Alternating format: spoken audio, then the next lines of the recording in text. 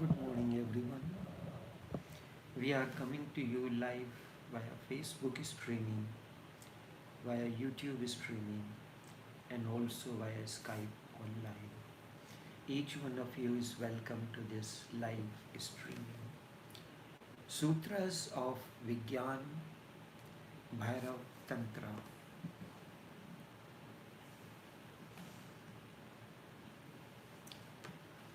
Shiva explains to Devi one by one different sutras, one by one different sutras of Vigyan Bhairav Tantra. This is the first sutra. He says, O Radiant One, this experience, and what is the experience? Devi had asked certain questions. What is thy reality? What is this wonderful universe? And like these, how would you know what is my reality? And what is this wonderful universe? He gives her a technique. He says, Radiant One, this experience may dawn between two breaths. After breath comes in, down, just before turning upwards, the beneficence. Radiant One, this experience may dawn between two breaths. There is a passage for breath movement. The passage starts from nostrils and it goes up to the solar plexus. Just you have, when you install the electrical system in your house, there is an entry point where the electric current enters your house, and then it creates a net all around your house. The place where it enters into your house is called the main, where all the connections are. You can switch off, switch on, or whatever it is. So breath, which is outside, touches the nostrils. And as it touches the nostrils, its inward movement begins. The dawn between two breaths. After the breath comes in, it starts its downward movement. And when it dawns, when it reaches the downward movement, when it continues, begins its downward movement, it reaches the solar plexus. And when it reaches the solar plexus, now the taxi has reached the other terminal, other station where between which it is plying its trade. So it has to take a U-turn to go back to the destination A. It runs between A and B.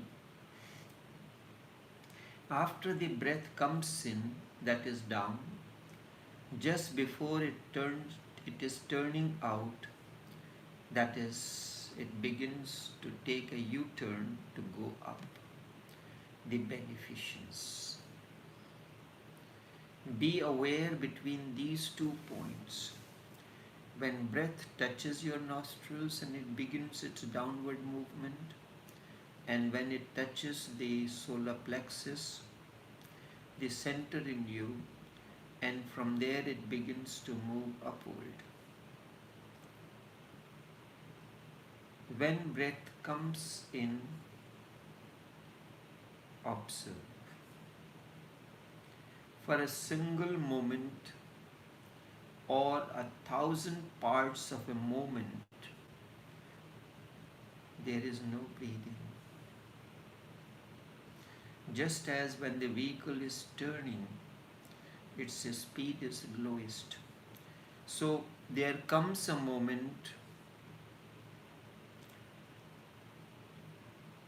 which is 1,000 times of a moment when there is no breathing, and this happens before it turns. We take breathing as natural and unconscious process. It can be made conscious. The moment it becomes conscious, the process of transformation begins. One breath comes in, then there is a point and the breathing stops. Then the breathing goes out, and when it goes out, then again a single moment comes in, or a part or a fraction of a moment, breath stops before it comes in. One is the center outside, the other is the center within. Breath connects the two centers, the center outside, the cosmic center, and the center within you, just like the umbilical cord that connected you to the mother's womb. And where you are connected, your solar plexus was connected through the umbilical cord to mother's solar plexus, and with that the nourishment happens. So this is now here the breathing connects these two centers. Breath touches the nostrils, very precise moment. It comes in, it starts downward movement, reaches the solar plexus, and then it takes a U-turn to begin its upward journey. That precise moment of 1,000 parts of a moment, there is no breath. Before the breath is turning in or turning out, there comes a moment each when it turns inwards or when it turns outwards. There comes a moment when there is no breathing. Theoretically, you have to understand this. It is not difficult that one cannot become aware of this. This is the whole essence of creating the healing in you, the dark energy. You take as many breaths per minute. When it is restricted to 3 and 2 breaths per minute, then the energy is generated in you. In that moment, when there is no breathing in you, the happening, the experience is possible. Because when you are not breathing, what happens? You are not in the world. Understand this. When you are not breathing, you are dead. You are still, but dead. But the moment is of such a short duration that you have never gotten opportunity to observe this. You have never observed this. Shiva says for Tantra, each outgoing breath is death, and each incoming breath is life, is rebirth. Breath coming in is rebirth, breath going out is death. The outgoing breath is synonymous with death, and the incoming breath is synonymous with life. So with each breath, you are dying and you are being reborn. With each breath has two parts, incoming and outgoing. With incoming breath, you are being reborn. With outgoing breath, you are dead. The gap between the two is of a very short duration. But keen, sincere observation and attention will make you feel the gap. And in that gap is the gap when there is no thought in your mind. Mind is totally blank. If you can feel the gap, Shiva says the beneficence. Your first question, what is thy reality? Only then you will know what is thy reality, what is the essence. Then nothing else is needed. You realize that you are eternal, unborn,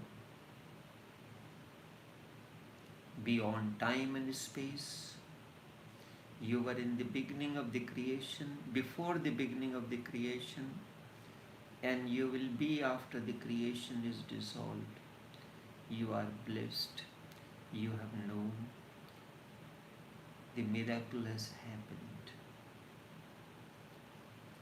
You are not to train the breathing in a particular rhythm or pattern. Breath happens on its own. All you need to be observant of it. Leave the breath as it is coming in and going out. Why such a simple technique? It looks so simple that you go on missing it. Such a simple technique to know the truth. To know the truth means to know that which is neither born nor dies. To know the eternal element which always is. You can know the breath going out. You can know the breath coming in. But you never know the gap between the two, and that you go on missing. Try it. Suddenly you will get the point and you can get it. It is already there. Nothing is to be done. Nothing is to be added to you or to your structure. It's already there. Everything is already there except a certain awareness. So how to do this? First, become aware of the breath coming in. Watch it. Forget everything else. Just watch breath coming in, just the very passage. As the words are overflowing, keep your eyes closed and watch the breath coming in. Feel the breath has touched the nostrils and it begins its downward movement. When the breath touches the nostrils, feel it there. Then the breath begins its downward movement. Move with the breath, fully conscious. When you are going down, down, down, riding the wings of the breath, do not miss the breath. Do not go ahead or do not go behind. Just go with breath. With a little practice, you will feel the difference, as if everything has come to a cessation. Remember this. Do not go ahead or follow it like a shadow. Be simultaneously with the breath as it moves. Now, let's go through this experience. Sitting down in a comfortable position, keep your eyes gently closed, body is still, no movement. In a comfortable position with back erect. Now the breath touches the nostrils. Its downward movement begins. You are consciousness, and consciousness is moving with the breath, reaches the solar plexus.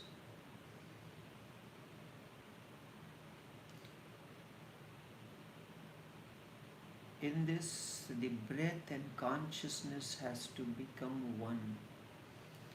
They are not separate from one another. The breath goes in, your consciousness goes in. Only then will it be possible for you to get to the point between two breaths. In the beginning, it may not be easy. Move in with the breath, then move out with the breath. In, out, in, out. Buddha had tried particularly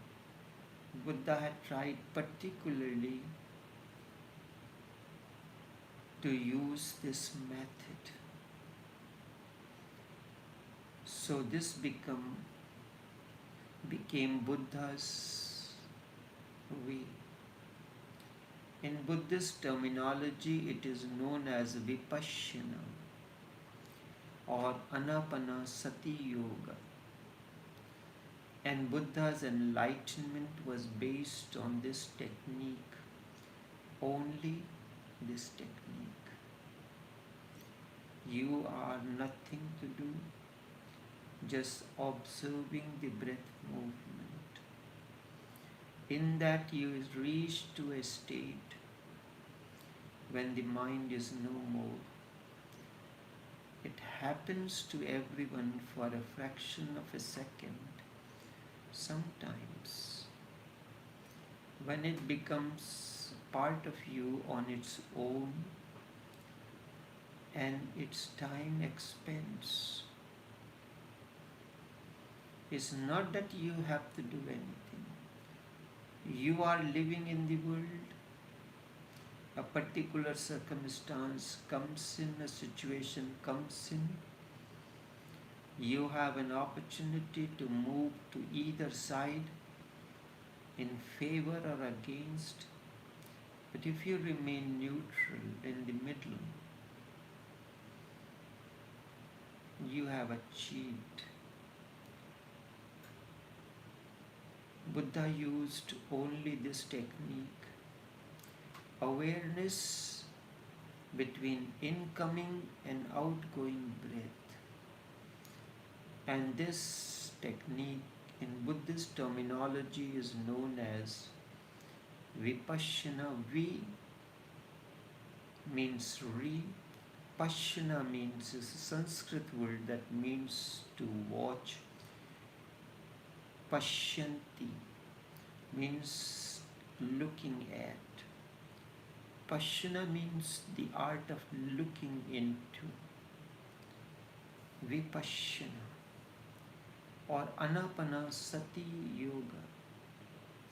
All the religions of the world, all the seers of the world have reached, attained awakening, attained to that state of enlightenment through some technique or the other. And all those techniques will be part of these 112 techniques. The first one is used by Buddha, is known as Buddhist technique. It has become known in the world as Buddhist technique because Buddha attained enlightenment through this technique of watching the breath. You would have seen the ornithologist who study the movement of birds. There is a technical terms known as breath, the bird watching. You go in a place where birds come at a particular time, you are watching the movement of the birds, and the one who does it is known as ornithologist. Now you are watching your breath. As I am speaking to you, you may gain a momentary experience because Buddha attained awakening through this method. This technique is known as Buddha's technique. Buddha said, be aware of your breath as it comes in and goes out, coming in and going out. He never mentioned of the gaps because there was no need. Buddha thought and felt.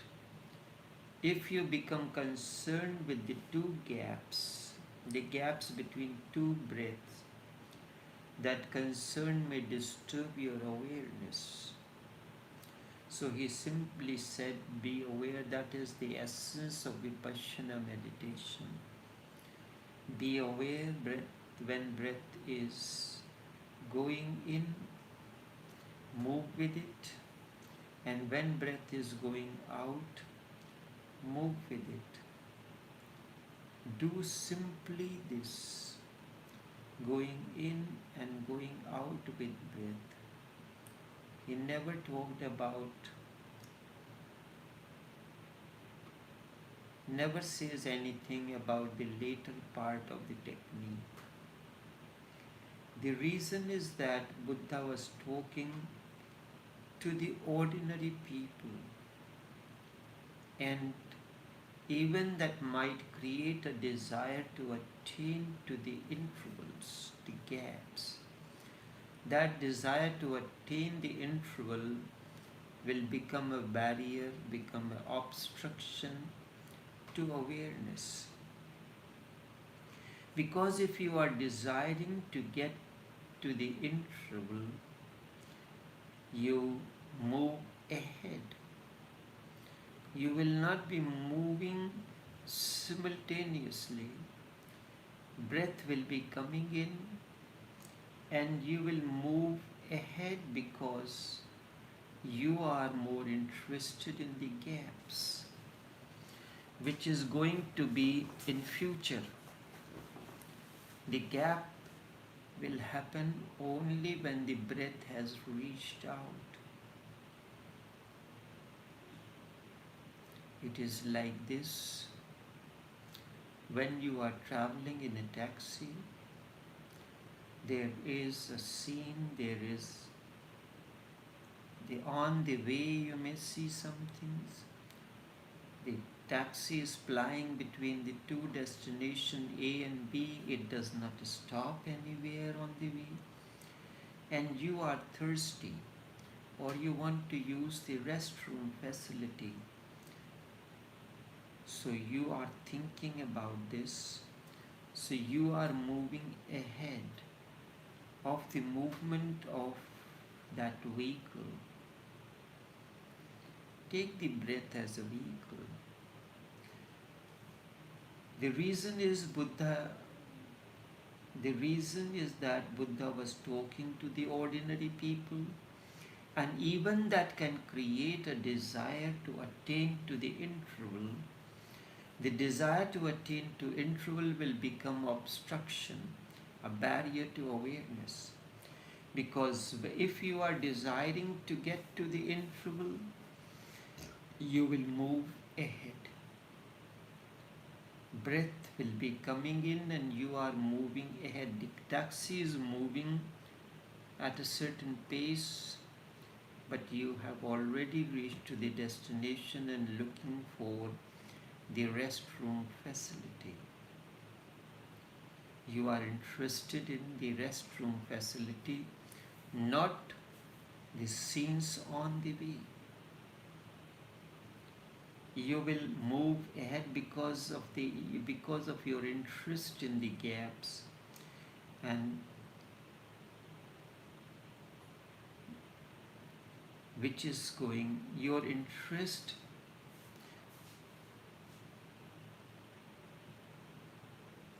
is in the gap which is going to happen when you reach the destination.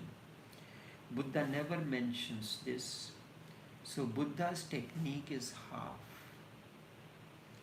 but the other half follows automatically if you go on practicing breath awareness, breath consciousness.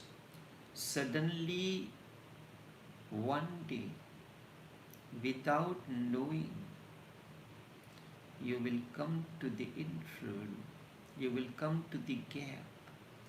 Because as your awareness will become keen and deep and intense, as your awareness will become bracketed, the whole world is bracketed out, is outside. Only your breath coming in and going out is your entire universe, the whole arena for your consciousness. Suddenly you are found to feel the gap in which there is no breath. Buddha used this route. The other half, awareness of the gap, happens automatically. When you move with breath minutely, when there is no breath, you can never remain unaware.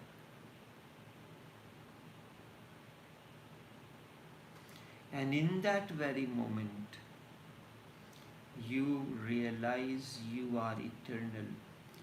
Chidananda Rupa, Shivoham, Shivoham. I am Shiva, the beyond body, mind and intellect. Ever blissful, Chid, consciousness, Anand, bliss, beyond time and space. And this is the moment of beneficence, which Shiva says in the first technique. This one technique is enough for millions. The whole of Asia tried and lived with this technique for centuries. Tibet, China, Japan, Burma, Thailand, Ceylon, the entire Asia, except India, has tried this technique. Only one technique, and thousands attain to enlightenment through this. And this is the only first technique. But unfortunately, because the technique got associated with the name of Buddha, Hindus avoided it. Hindus were basically the ritualistic, so they avoided it, and the technique came to be known as Buddha's technique. Hindus have been trying to avoid it because if a Muslim tries a thing, it is considered that he has become a Hindu. When the same Muslim or Christian goes to a Hindu doctor, nobody blames that he is becoming a Hindu, because before they're doing the treatment, the doctor may remember his Hindu mantra. Just as when you go to a Muslim, the first thing he will say, the patient, Muslim doctor, the patient says something about not knowing that this is a Hindu patient. He will say, do not worry, inshallah you will be alright. So in using the word inshallah, or by the grace of Prabhu Shri Ram or Krishna, you will be alright, the technique does not become Hindu or Christian. His hands remain devout of the religion. Because this technique got associated with the name of Buddha, Hindus have been trying to avoid it. Because it becomes more and more known as Buddha's method, Hindus have completely forgotten. That's why Buddhism, the way of Buddha, evaporated from the Indian subcontinent. Just as Sanskrit as a language has become extinct from India, and it is being taught in the other universities. When in 2009 I visited Harvard University, I was given a book written by a professor there, a Sanskrit textbook which was being taught to the students in Harvard University. There are one Swedish nurse and one from England, a great exponent of Sanskrit language.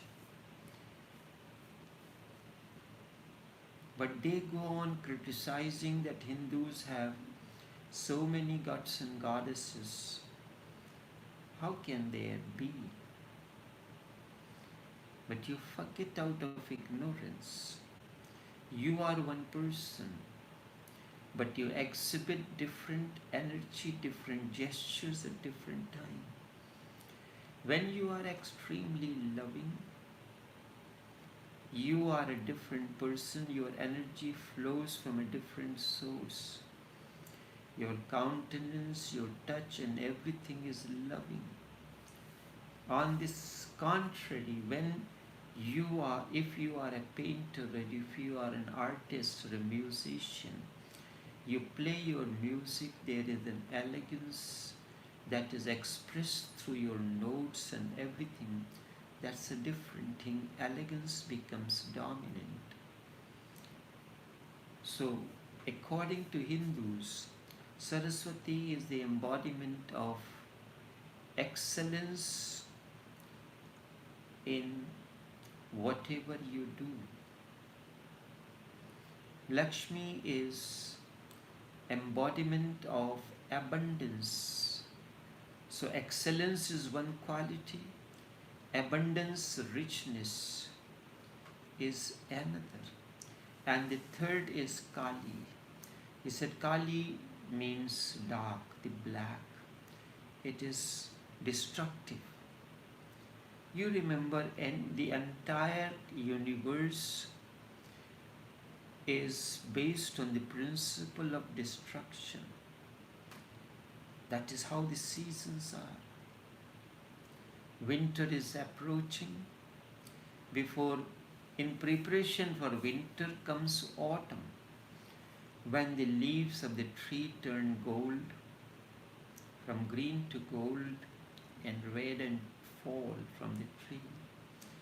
Isn't it destruction? But we consider it as natural and the way the trees are. This is destruction, but this destruction is necessary for construction. They go hand in hand. The leaves fall, they gather around the tree, they decompose and become the manure. The tree protects itself from the snow, fall, and the winter season. Winter is followed by spring, when the new leaves starts appearing on the tree, new foliage. There is gaiety all around the tree. This happens naturally. This is the third aspect, Kali. These are part and parcel. You can do something elegantly, and when you do something elegantly, gracefully, you feel abundantly rich as an artist, as a musician. You can speak elegantly, you can speak richly, you can speak forcefully. Sometimes when you have to say something, you are hitting the target, the bull's eye directly. This is Kali's aspect of destruction. If your hammer gets wavered, it will not hit the target. It must hit the bull's eye. But Hindus said, just like any other, ignorance. Now, in yoga there is a posture called Vajrasana. You sit down on your haunches with your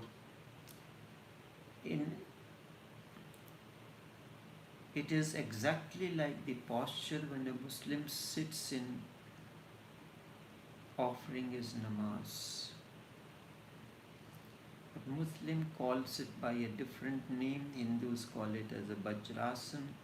But if you tell a Muslim that you have to do the yoga, the Vajrasana, no, that is Hindu thing and I am not supposed to do that. Something like that had happened, and then the Buddhism evaporated from India.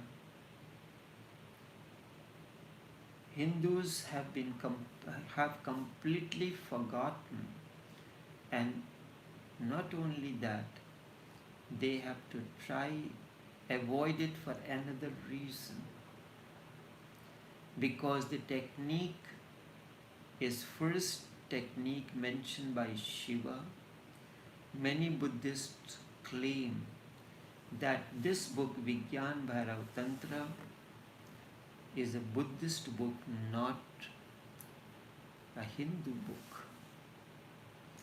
It is neither any medical technique, any medicine. The electricity is not Christian.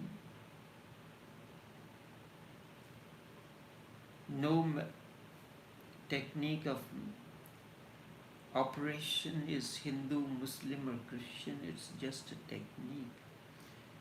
So this technique is neither Hindu nor Buddhist. It is just a technique. Buddha used it, but it was there already for use.